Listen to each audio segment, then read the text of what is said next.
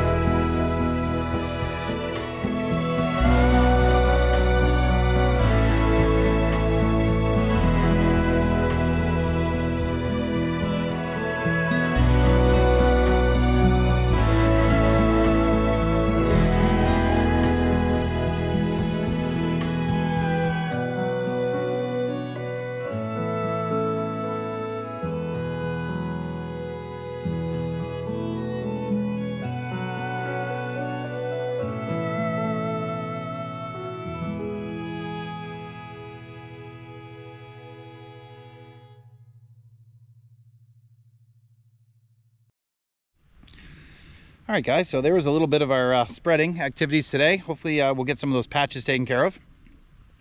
So I figured I'd show you the tree fields. So here's the upper tree field. You can see we've added, I don't know, 100 or so trees. We did interplant with the ones that were dead, completely dead. Some of them still are not looking great. They are still growing, but they are definitely hurting. Some of these trees that the deer got after, like this one, you know, it is still alive, and it's putting on growth, as you can see from the new growth.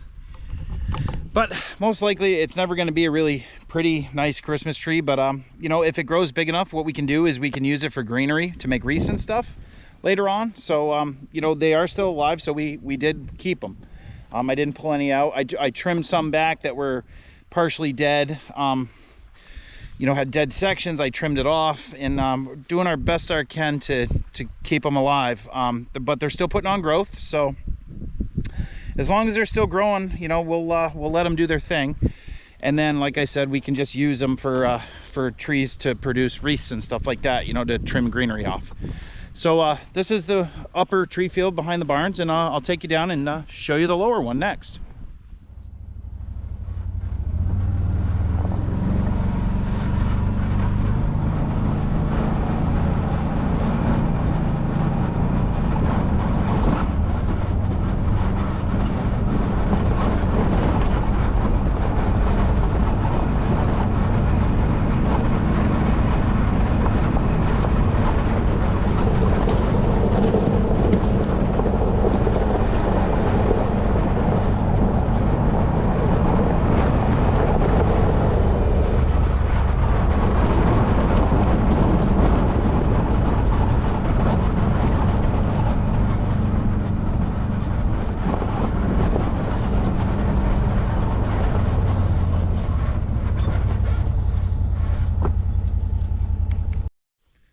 All right, guys, so here we are down in the south tree field, and as you can see, we pretty much have this whole field done.